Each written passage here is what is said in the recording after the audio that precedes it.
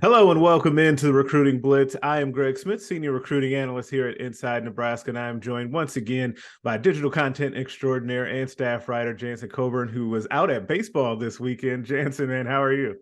Man, I'm doing good, Greg. What's going on? Oh, a little of this, a little of that. The biggest recruiting weekend in the history of the program, probably. As Matt Rule has had. It's tough to know the actual number, and we'll get into this in a second. But we had 27 confirmed visitors that were all here on unofficial visits over the weekend. Of course, headlined by a pair of five stars: Dylan Raiola, the quarterback, and then Ryan Wingo, wide receiver. And then a host, I think it was 13 4-stars. Some of those who were high 4-stars at that, also made it to campus as well. So there's a lot to dive into. So I'll get right to it, Jansen. What do you got for us this week? Yeah, Greg, I'm guessing you haven't been off the phone for the past 48 plus hours. So you've been talking to a lot of the recruits that came through Lincoln. What stood out to you early on just from talking to all these guys? What are you sort of hearing as some general feedback from the weekend? Yeah, one thing that continues to come up that I'm kind of surprised by, but shouldn't be maybe, is kind of the Matt Rhule's vision, Matt Rhule and his staff's vision for how they want to turn the program around and the type of football they want to play, and just how the brand that they want to build Nebraska football back into being on the field. Like you usually just don't hear that kind of being volunteered up by recruits, but I feel like everyone that I've talked to, and we've got a number of updates kind of in our recruiting hub over at Inside Nebraska, but a number of them that I've talked to have mentioned that, and I found that very interesting. I think the other big thing, well, two other big things. One is the relationship building with the assistant coaches. So remembering that this is really the first time that a lot of these guys have gotten a chance to meet in person with this coaching staff, the group of assistants, just because it was hectic for this staff, before the signing periods, right? So they had to really go lock down the 2023 class.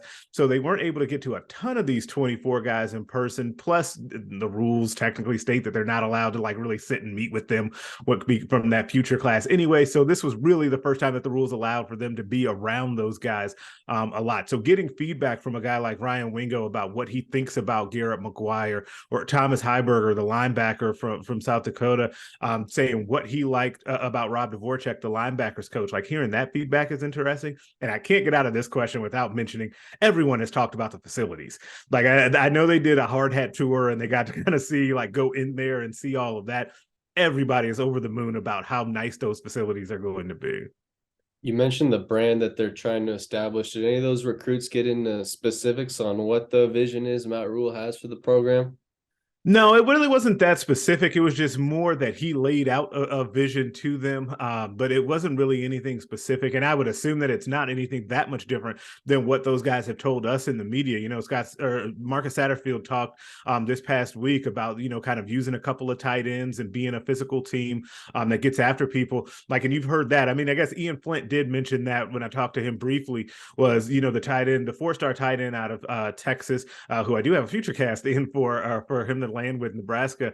He did talk about being able to see them kind of use tight ends and utilize multiple tight ends in the offense, and how that's going to be a staple of what goes forward, which we kind of thought after seeing a little bit of practice, right? Like, we saw those tight ends run around out there, and you're like, God, they got to find a way to utilize these guys. Yeah, and you mentioned that there were 27 guys that took visits this weekend. Were any of them surprise additions to the list? So here's what the real interesting thing about what's happening to Matt Rhule, and it may not be interesting to other people. I'll go inside baseball here. It is a lot harder under this staff to kind of get a full picture of 100% of the people that are coming in, right? So we actually saw this, you and I and the rest of the Inside Nebraska staff and other members of the media, when we got to see that Thursday practice. There were all sorts of recruits there, right? And none of us knew that those guys were going to be there, outside of Jaden Riddell and Jaden Doss, who we had reported were coming in for visits. But yes, to answer your question, there were a number of kids that popped up and have been kind of tweeting out that they were here. Landon Pace, 2025 2025 tight end out of St. Louis. He's teammates with Ryan Wingo, and that name Pace is familiar because he is the son or former, like I think, Hall of Famer Orlando Pace from the NFL. 2025 wide receiver Isaiah Mosey also came in, and he's teammates with Williams and Wary, the big 4-star defensive lineman that also came in for a visit. There was a really interesting photo that went out of Simisi Tonga, who is an offensive lineman from Utah. He had a ton of teammates come in with him and coaches, and there's a photo of them out there with, like, they've got the hard hats on the field, and it kind of harkens back to the pipeline and all of that. So there were a lot of kids that came in that we didn't expect, and then there were also current signees that were there. Mason Goldman from Gretna was also taken in practice this weekend. Malachi Coleman was there. Gatlin Bear, kind of the wide receiver out of Idaho, told me that he was able to spend some time with Malachi and kind of get to know some more about Nebraska. And I'm sure those guys talked about track as well, because they're both like superstar track athletes too. So yeah, there were a number of people that popped up over the weekend that really weren't on all of our radars going into it. Were there any recruits that were expected to come over the weekend that you didn't, either they didn't make it or you just didn't hear anything about them coming? Yeah, so there were a few that's happened with, and that happens when you have a list that big, that it's bound to happen.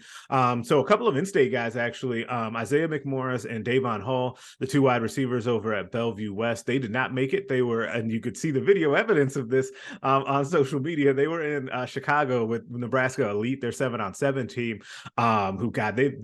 They're a loaded team. They got some really good players on that team. But I say that there's video evidence because there's a video that our Clint Cosgrove took of him, of Isaiah McMorris making a spectacular catch. And that's out there floating around. So it's really cool to see that. But those two did not make it. I talked to them both. They're both trying to reschedule a time. I don't think there's anything to really worry about there. Another guy that didn't make it that I know Nebraska likes a lot is running back Peyton Lewis out in Virginia. He's another really, really good track athlete, multi-state champion already in track out there in Virginia, and has posted some great times this track season too. He did not make it. He told me he had something come up. It didn't seem like it was something that, he's like eliminated Nebraska or anything like that. And like I said, Nebraska really likes Peyton Lewis, so they're going to really want to get him back on campus. All right, Greg, this will be probably the $1 million question, the one everyone wants to know, and we could have saved it for last, but I'm going to throw it right here in the middle. Okay. How did the visit go, as far as you know, for Dylan Raiola this weekend? So here's the thing, is that it is the $1 million question, and I think that everyone in the world is trying to get direct quotes from him. We at the time of recording this on Sunday morning, we don't have a direct quote from him yet, but we are efforting, and it may be different by the time this goes live. But from what I'm told, the visit has gone well, like as you would expect it to go. Like Nebraska is rolling out the red carpet for him as much as possible in an unofficial visit. Like we mentioned, you saw him out at baseball. And he was just, kind of bombarded with fans and autographs and pictures and all of that. And so he's getting the full, like, kind of rock star treatment from the fan base. But I think that it's a really important trip for him from a football standpoint, right? And that's what I'm most interested to kind of find out, because the thing that's going to continue to keep Nebraska in this is going to be whether or not he believes in what we talked about to start this thing off, right? The vision that RHULE and then the offense that Satterfield is putting in, like how do those two align with what he wants to get? But by all accounts, right now, the visit has gone perfectly fine. We'll just have to get some more detail around that. Yeah, if his reaction that I saw at the baseball games and any indication, I think he enjoyed it. And I'll tell a quick story about how I got some of those photos because it's kind of funny. So me and Jeff Ekstrom went to the baseball game. Jeff Ekstrom's our baseball extraordinaire here at Inside Nebraska. And we were there to take photos of the jersey retirement ceremony. I think it was Brian Comeen, Darren Erstad, and Alex Gordon. And so after we did the pregame ceremony, I'm walking back and I am going to the press box from the field. I'm making my way through the concourse and I cross paths with Omar Hales, Dylan Raiola, and an unnamed 2025 recruit. And I had my camera on me and kind of in paparazzi fashion, I took some photos of them. But so Dylan, if you guys are watching this, I'm sorry to be a little invasive, but I had to do my thing and get some shots. But then I wanted some more candid photos of him. So I circled back around to go find him. I went up the second staircase and kind of got a bird's eye view. And it was just cool to see his interaction with the fans because, of course, they were swarming him and got some good shots of him there. But that was cool to see all the love he was getting, and honestly, is no surprise. So I think you're right, though, Greg. He knows Nebraska fans want him and love him, and he's feeling the love, and it's going to come down ultimately to if he believes in the vision for the program, and if they can match what the plan is at Georgia or USC. But stick it back on just the recruiting front with the whole visit weekend. What was the general consensus amongst all recruits about their visit, how they liked Matt RHULE and the program? Was the feedback mostly positive? What were you hearing from them? Yeah, I think the general consensus has been that it was the feedback has been positive. I think it's really unique, and now it actually gives us a great point of view now after having been in their practice for 40 minutes, like and seeing. And remember, Matt RHULE said a couple of weeks ago that the reason he wanted so many guys to come in for unofficial visits during spring football is he wanted those guys to see how they actually practice, right?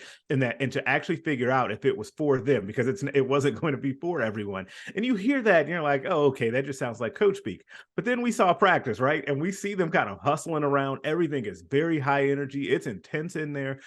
So I do think a lot of the players, a lot of the recruits that I've talked to have mentioned that, right? They mentioned how intense practice was, and how I think the way that a couple of the guys phrased it was, you can tell that the coaches want everyone to be great and they want to push them to be great. When you hear that, I think that's a really good thing, because that's better than, oh, those guys coach a little hard. I don't know if, and probably a kid's not going to say that or admit that out loud. But to hear the positive feedback on that, I think is really good, because you do want guys that actually understand that they're going to be coached and held to a high standard. And I think that will help make the team better overall. Yeah, and I think a good indicator if they enjoyed their visits is if they come back again. So some of these guys, they had already planned before even coming into the weekend that they would be back. But were there any recruits you talked to that indicated that they are now considering making a return trip to Lincoln that weren't already planning to do so?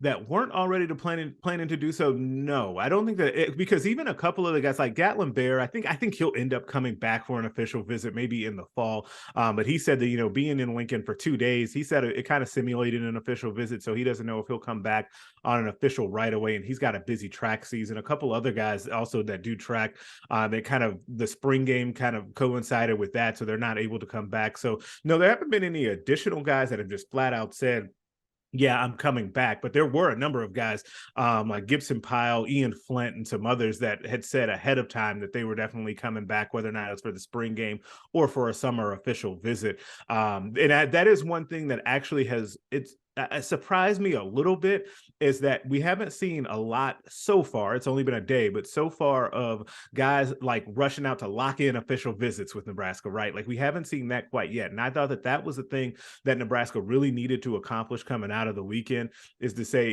give some of these guys saying, okay, yeah, June, say 2nd, we're going to come back for official visits. And that hasn't happened yet. Still could. Like I said, it's been like 24 hours since the visit ended. But I think it would be good to see some more of that. And it might be too soon to ask this question, but of course we got to throw this one in.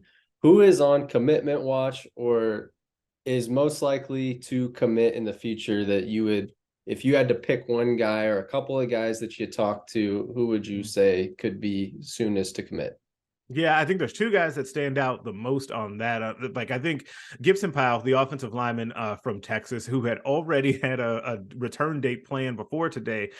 He's going to come back for the spring game for Nebraska on April 22nd. Like I've still got him on commit watch, and I do have a future cast in for him. I just think that he's hit it off a lot with Matt RHULE and Donovan RAIOLA. I think that they are way down the road kind of in that recruitment, even though he's taken other visits and kind of, dotting the I's and crossing the T's to make sure that Nebraska's the right place for him. But I think that he's a guy that could end up in the class. And then tight end Ian Flint is another guy that we've mentioned a couple of times, who I definitely think is someone that I could see getting in sooner rather than later. Tight end is a little tricky though, because as we've talked about before, they've got him kind of far down the road and really liking Nebraska. Jaden Riddell is a guy out of Missouri who was here right before the big junior day. He was there at practice on Thursday as well. And then Carter Nelson, who also was here over the weekend and said his visit was good, by the way.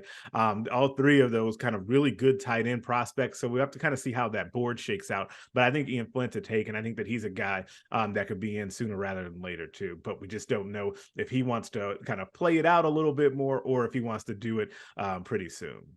Man, they like their tight ends. They got a lot They do. That keeps coming up. Yeah, they Yeah. really do. Well, Greg, that's all I got, unless you got any closing thoughts. No, it's a busy weekend, so make sure that you guys are keeping it locked to this YouTube channel here. Like the video, subscribe to the channel so you can get the videos directly into your feed. Make sure you're popping over to Nebraska Rivals as well, or nebraska.rivals.com. We got full coverage of the weekend that's happening as well. We'll have plenty more planned also that's coming up because there were so many visitors that we've only scratched the surface there, but I've got plans to talk to many more. We will catch you guys next time.